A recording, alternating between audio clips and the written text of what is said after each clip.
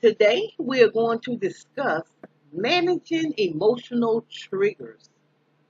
For some people, the decisions that led to relapse often are preceded by negative or troubling feelings. It can sometimes feel as though feelings have a life of their own. We may believe it's impossible to understand, predict, or control our emotional responses to people or events. However, feelings and emotions aren't magical. They are part of being human, and we can learn how to think about our feelings in a way that makes it less likely that we will be ruled by what we feel.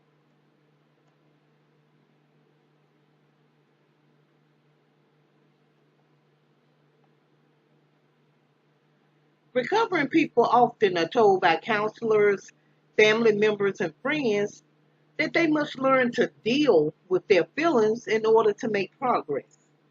Dealing with our feelings means, number one, accepting that feelings are normal, understanding that thoughts or ideas may influence certain feelings, and talking about our feelings productively.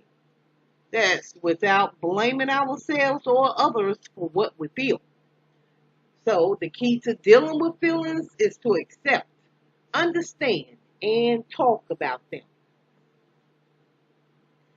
The inability to recognize and identify our feelings and to express them in appropriate ways causes problems.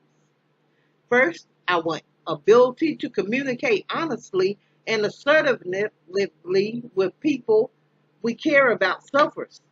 This results in relationship difficulties and deprives us of the support we need.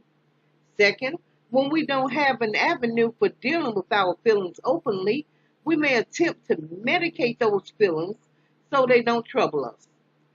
Some people use drugs and alcohol. Others may use food and gambling, and so on. As you are aware, however, once the medication wears off, the feelings are still there. A vital part of recovery is learning to recognize and communicate about feelings. In the following video, Dr. Gala from Recovery Yes talks about managing emotional triggers in addiction.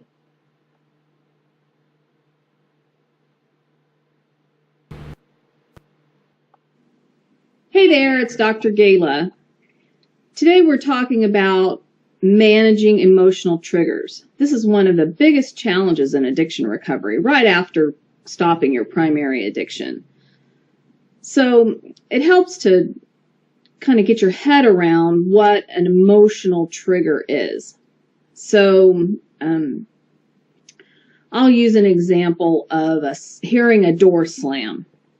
So for most people, hearing a door slam might be a little startling, but they just hear it, and as long as nothing else crashes, they're on about their business.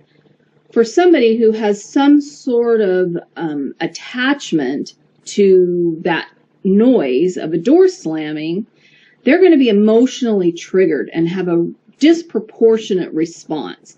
In their bodies, it's actually reliving those original experiences.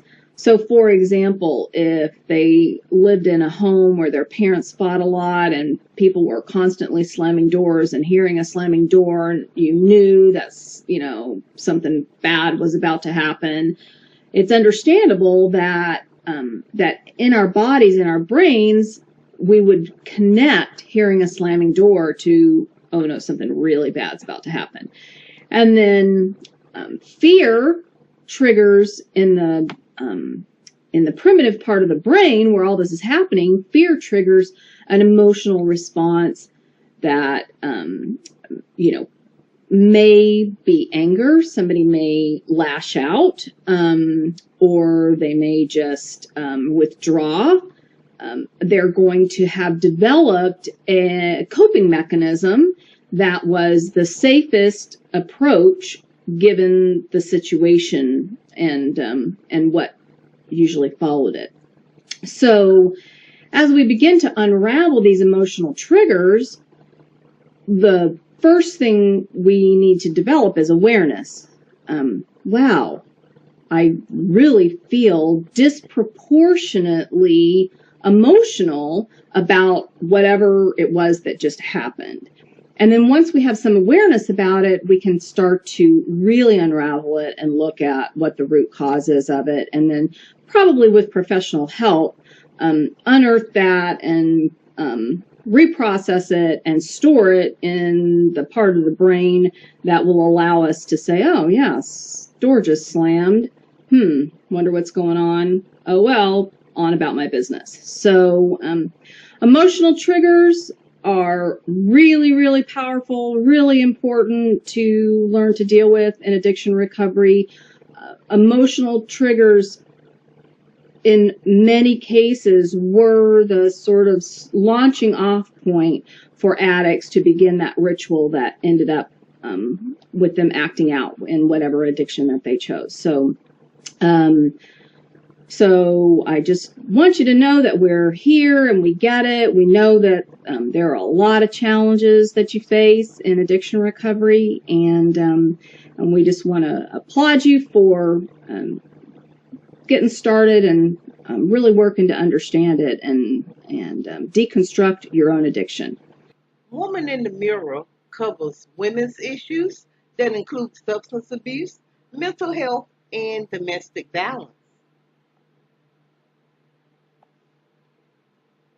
If you need help in these areas, the education and prevention programs at Life Skills Academy can help. Go to lindamcqueen.org. Once you are there, the page will open up to Life Skills Academy. Again, go to lindamcqueen.org. Once you are there, the page will open up to Life Skills Academy. While you're there, please take advantage of our forums, chats, group meetings, webinars, and hangouts. If you have any questions, please email us. A link to the website and email address will be provided below.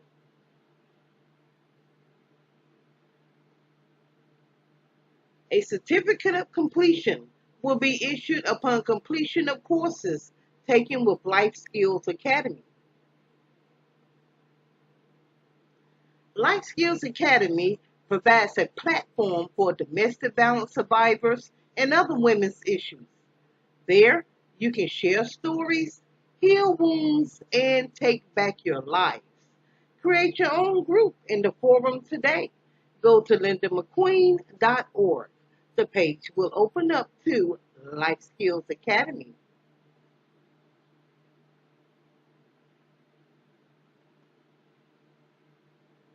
Please leave your comment and subscribe. Remember to like and share. And if any of you can donate to this channel, please do. Go to lindamcqueen.org to make your donation. Thank you.